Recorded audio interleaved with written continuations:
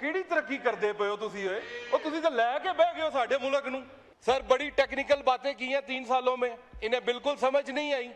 आज सर देसी गल्लां करनियां ਜਿਹੜੀਆਂ ਇਹਨਾਂ ਨੂੰ ਸਮਝ ਵੀ ਆਣ। गरीब आदमी की गल करनी है तो मैं जनाब इत्थे कोई कसीदे पढ़न नहीं आया, मैं इत्थे नोहे पढ़ने चाहिए ने जिहो जिहा बजट तुहां दिता है। गरीब आदमी का कोई एक रिलीफ मैनू विखा दिओ, जे तनख्वाह दे उत्ते टैक्स की छूट दी जे तो भी 1,80,000 तो उत्ते उत्ते मैनू दसो किहड़ा गरीब आदमी 1,80,000 तनख्वाह लैंदा है। हर पासे करप्शन की अखीर की है तो मुल्क ने तरक्की करनी है। मुल्क नूं तुसां डिफॉल्ट तो बचा लिया। वो इत्थे हर बंदा वैसे ही डिफॉल्ट होया पिया है। वो बंदियां दे इत्थे इलाज हो गए ने, तुसां ठीक इलाज कर दिता आवाम दा। मेहरबानी करो साडी जान छड्डो, सानू जेड़ा तुहाडी होर हुकूमत नहीं चाहिदी। खुदा दा नाम मनो, साडी जान छड्डो, किते तुर जाओ। ए गरीब आदमी दे वोट लैके ते आए कोई नहीं, तो यकीन करो अपनियां महफिलां चाहते ने कि अगली बारी भी असां वोट लैके कोई नहीं आना, सैन जी आ जा। आरिफ साहब सर गुजराले दी गल या इंग्लिश में बोले या उर्दू में बोले, ये सर यकीन करें आपके रूल्स हैं, रूल्स के मुताबिक नुली गालियां नु इहदी समझ बिल्कुल ठीक आ रही है। इन्हां नु ना अंग्रेजी दी आनी है ना उर्दू दी आनी कि अभी तक भी वजीर आजम आज जो तकरीर करके गए, उन्होंने कहा है मुझे एड़ियां रगड़ने दे, चश्मा यहीं से निकलेगा।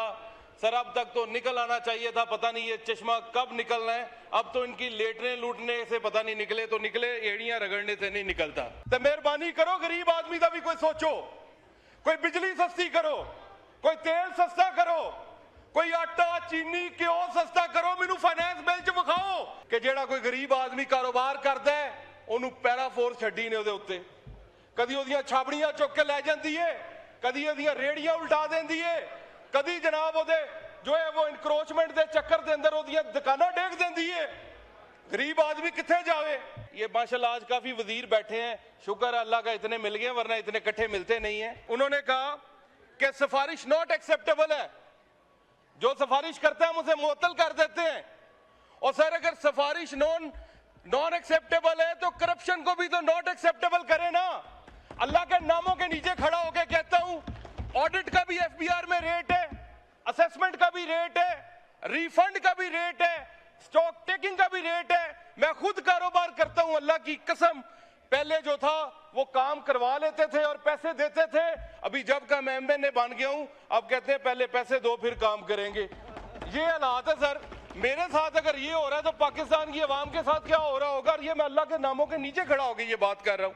ये सर 5वां बजट है ये जो शहबाज शरीफ साहब की हुकूमत पाकिस्तान को दे रही है।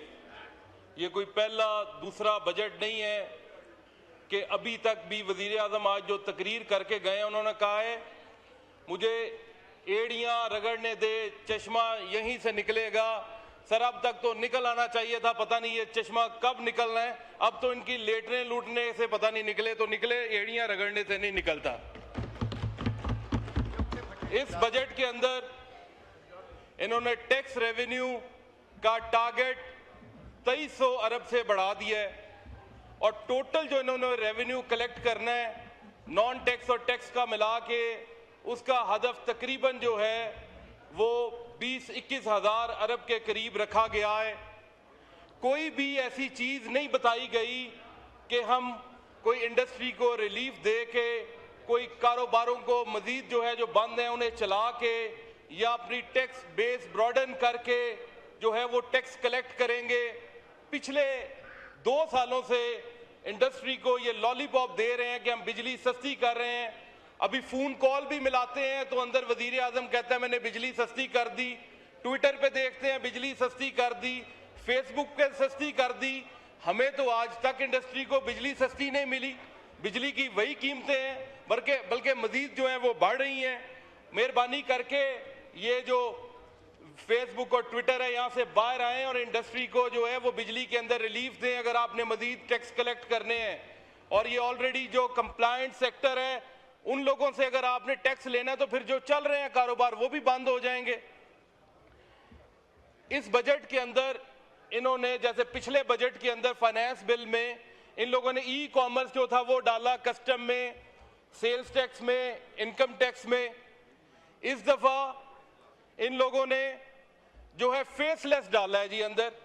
फेसलेस ऑडिट होगा, असेसमेंट होगा, एडजुडिकेशन होगा। पहले तो ये बताएं ई कॉमर्स से आपने कितने पैसे इकट्ठे किए, और ये जो फेसलेस वाला काम आप करने जा रहे हैं, नेशनल फेसलेस सेंटर बना के और वहां पे डीजी अपॉइंट करके आप लोग क्या कारोबारों को हरास करेंगे, कारोबारी बंदों को हरास करेंगे।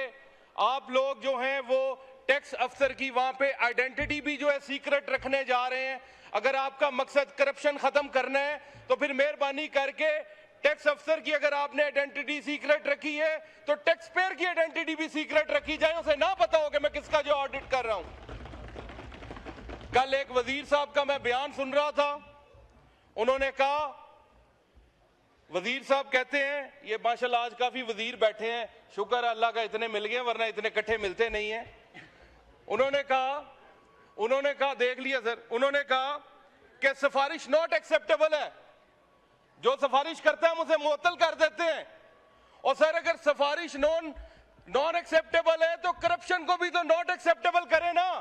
अल्लाह के नामों के नीचे खड़ा होकर कहता हूं, ऑडिट का भी एफबीआर में रेट है, असेसमेंट का भी रेट है, रिफंड का भी रेट है, स्टॉक टेकिंग का भी रेट है। मैं खुद कारोबार करता हूं, अल्लाह की कसम, पहले जो था वो काम करवा लेते थे और पैसे देते थे। अभी जब का मैं एमएनए बन गया हूं, अब कहते हैं पहले पैसे दो फिर काम करेंगे। ये हालात है सर।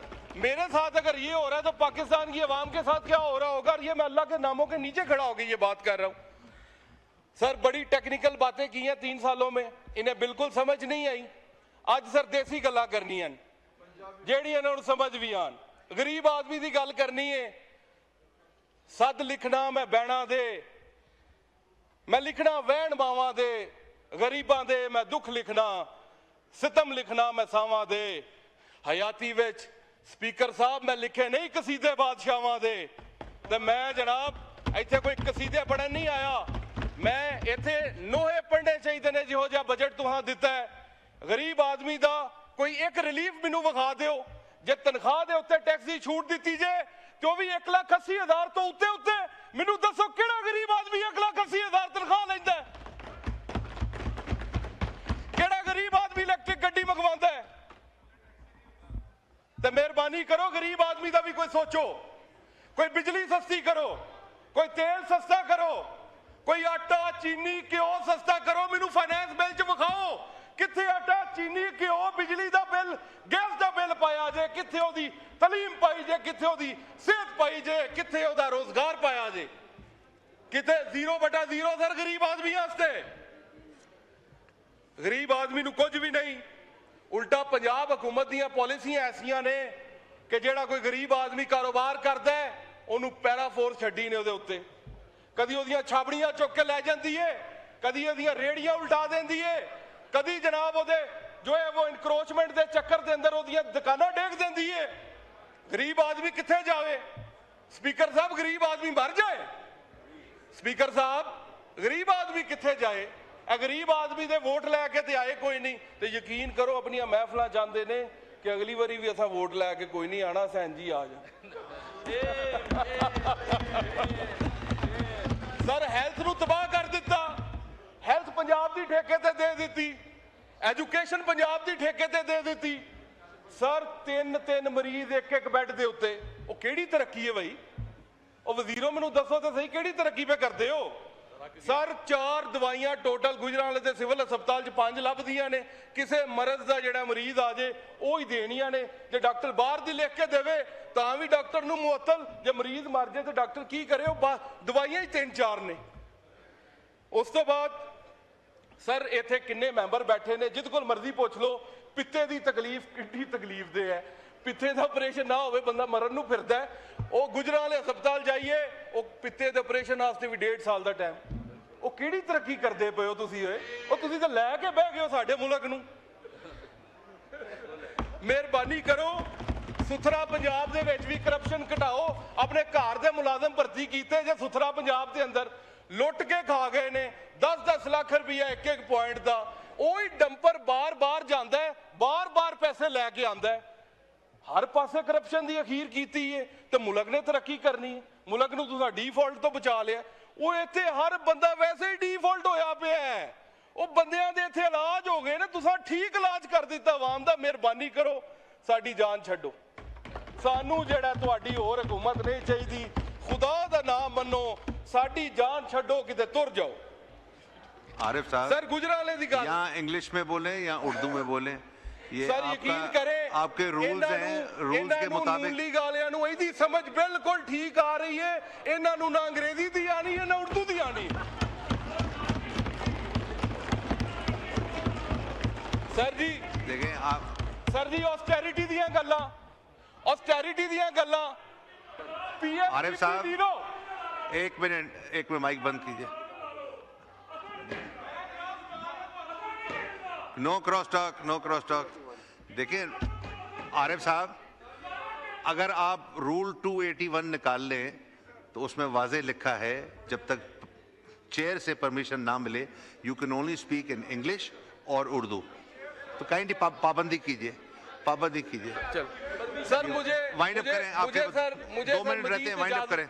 मुझे मजीद इजाजत दे दें सर, मैं बोल सकूं सर, मेहरबानी। 2 मिनट रहते हैं, वाइंड अप करें प्लीज। सर आप सर मुझे इजाजत दे दें मेहरबानी। Sir PSDP sir PSDP total sir अगर रेवेन्यू देखें 20,000 अरब का है, और सूबों ने भी कोई 5-5, 600 अरब और 1,000 अरब कलेक्ट करने हैं टैक्स के। सर 24,000 अरब की कलेक्शन लगा लें आप चारों सूबों की और वफाक की, टैक्स नॉन टैक्स मिला के, और पीएसडीपी सिर्फ 1,000 अरब का। अवाम के ऊपर सिर्फ 1,000 अरब लगना है, और सूबों में कहीं पे 400 लग रहा है, कहीं पे 700, कहीं पे 300, कहीं पे 600, टोटल मिला लें तो 2,025 अरब की डेवलपमेंट है पब्लिक सेक्टर के अंदर सूबों की और वफाक की मिला के। सर मुझे बताएं, इतने बड़े जो आपने हाथी पाल रखे हैं, 25-25 हज़ार की अरब की कलेक्शन करते हैं और अवाम को वापस 2,000 देते हैं। सर ये तो बड़ी ज्यादती है मुल्क के साथ। और आखिर में गुजरांवाला को सर पीएसडीपी के अंदर कुछ भी नहीं दिया गया। सर मुझे तो हैरानगी होती है, यहाँ पे गुजरांवाला की नुमाइंदगी मेरे से अलावा भी कोई ना कोई तो होगी, तो वो यहाँ पे क्या लेने आते हैं अगर अपने शहर की बात नहीं कर सकते, अपने पैसे नहीं लेके जा सकते यहाँ से इनसे छीन के। बड़े बड़े वजीर हैं, अपनी मर्जी से अपने जिलों के अंदर पैसे ले जाते हैं बेचारे, बाकी ने मैंने इसका क्या कसूर है, इनको भी उनका बेचारों को हक दे। मैं तो आप लोगों की जंग भी लड़ रहा हूं, तो क्या ये वजीरों का ही हक है कि सारे पैसे उन्हें अपने जिलों में ले जाने? मैं गल कंप्लीट कर लूंगा। सर ये सर बीआरटी का मंसूबा इन्होंने हमारे शहर के अंदर शुरू किया है। सर हमारे शहर के अंदर जो इन्होंने बीआरटी का मंसूबा शुरू किया है, तकरीबन 15 से 20 अरब का इंफ्रास्ट्रक्चर पहले हमारे शहर का तबाह किया है, उसके बाद 63 बिलियन का वो मंसूबा है, कुल मिला के 80-85 अरब रुपए बन जाते हैं। और सर वो सारा शहर इन्होंने उखाड़ा हुआ है, और ये नहीं पता कि वो अब किधर जाएगा, वो कैसे कंप्लीट होगा। और हमारे किसी शहर के एमपीए एमएनए चाहे हुकूमत के हैं, मैं अपनी बात छोड़ता हूँ, उनसे भी मशवरा नहीं लिया गया, लाहौर में बैठ के ये फैसले कर दिए जाते हैं। इतने पैसों में सर और भी बड़ा कुछ हो सकता था। हमारे शहर में जो यूनिवर्सिटी इन्होंने दी है आखिरकार कितने सालों बाद, उसके लिए 5 करोड़ रिलीज करते हैं। एक भी पब्लिक सेक्टर यूनिवर्सिटी नहीं थी हमारे शहर के अंदर। सर इसके अंदर 63 अरब में अस्पताल बन जाते हैं, यूनिवर्सिटियां बन जाती हैं, सर बड़ी चीजें बन जाती हैं।